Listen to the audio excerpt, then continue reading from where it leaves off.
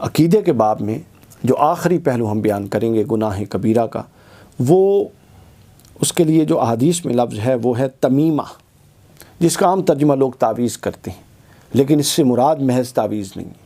اس کے اندر تمام چیزیں آتی ہیں، تعویذ بھی آتے ہیں، اس کے اندر چھلے ڈالنے بھی آتے ہیں، اس کے اندر وہ منکے سے لوگ ڈال دیتے ہیں اٹھا کے درباروں سے، وہ بھی اس کے اندر آتے ہیں، دھاگے سے باندھ لیتے ہیں، عجیب و غریب سی جاہلانہ رسمیں، یہ سب کے سب اس میں آتی ہیں۔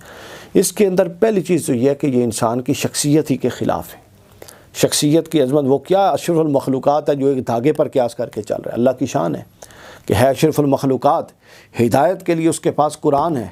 توجہ کیجیے جی، اشرف المخلوقات ہے، ہدایت کے لیے اس کے پاس قرآن ہے، اور ہدایت کے لیے اس کے پاس محمد رسول اللہ صلی اللہ علیہ وسلم آئے ہوئے ہیں، اور اس کے اعتقاد دھاگے پہ وہ دھاگا باندھ کے چل رہا ہے۔ یعنی یہ عقل میں ہی بات نہیں آتی، یہ ایک لطیفہ ہے۔ تو لہٰذا ہمارے ہاں پھر میں یہ عرض کر دوں کہ اس التمائم، یہ جو تمیمہ کا لفظ آیا، اس سے مراد محض تعویذ لے کے لوگ جی یہ حرام ہے یہ حرام ہے اس کا کرتے ہیں، اس کے اندر یہ تمام چیزیں شامل ہیں۔ تو اس کو اس براڈر سینیریو میں حرام کہا گیا ہے۔ تعویذ وہ حرام ہوگا جس کے اندر اقوال شرکیہ ہوں گے۔ مثلا آیت کریمہ اگر کوئی لکھ کے رکھ لیتا ہے تو اس میں کون سی بری بات ہے؟ کوئی بری بات نہیں ہے، بلکہ یہ اس کا جواز ثابت ہے حدیث سے۔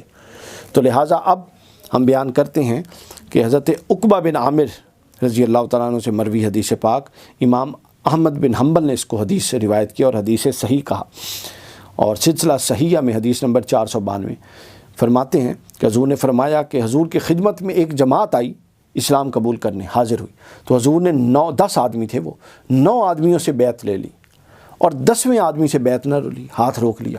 تو انہوں نے پوچھا کہ اس کی بیعت کی کیا وجہ؟ تو آپ نے فرمایا اس کے ہاتھ میں اس کے گلے میں جو ہے آپ نے فرمایا تمیمہ ہے۔ اب اس کا عام ترجمہ تعویذ کر دیتے ہیں، یہ زیادتی ہے۔ تعویذ اس کے ترجمے میں داخل ہے لیکن محض تعویذ نہیں، اس کے تو اور میں نے بتا دیا چھلے، مٹکے اور وہ جو ڈال لیتے ہیں جس سے کفریہ شرکیہ چیزیں، دھاگے اور جناب اس طرح کی ساری چیزیں، کڑے، اور یہ سب چیزیں اس میں داخل ہیں۔ کچھ اس میں آپ کہہ لیں کہ حرام ہیں، کچھ اس میں ناپسندیدہ ہیں، کچھ اس میں مکروہ ہیں، کچھ اس میں انسان کی شخصیت ہی کے خلاف ہیں۔ یعنی ضروری نہیں ہے کہ حضور علیہ الصلوۃ والسلام نے اس کو محض حرام سمجھ کے ہی روکا ہو۔ حضور تو پوری انسانیت سازی کے لیے آئے تھے۔ ممکن ہے اس کو وہ اس میں کوئی ایسی چیز ہو جو اس کی شخصیت سے خلاف ہو، تو آپ اس کی تعلیم کے لیے اسے منع فرما رہے ہوں۔ اور یہ بھی ممکن ہے کہ اگر آپ نے چونکہ قطعیت سے اس کو منع فرمایا، وہ جو کچھ اس کا لٹکا ہوا اس میں کچھ شرک کا احتمال ہو۔ پرانے دور تھے نا، مطلب مشرکین آئے تھے اسلام قبول کرنے، تو کچھ بھی ہو سکتا ہے۔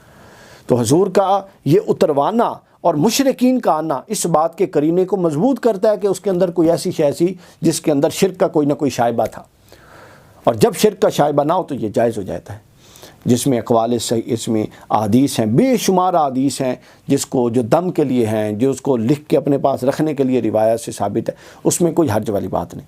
لیکن حرج وہاں پر ہے جہاں پر اس نوعیت کی فضولیات آتی ہیں۔ اللہ تعالیٰ سے دعا ہے کہ ہمارے حال پہ لطف و کرم فرمائے۔ آج ہم نے جو عقائد کے باب میں گناہان کبیرہ تھے اس کا الحمدللہ بحمدہ تعالیٰ اختتام کر لیا۔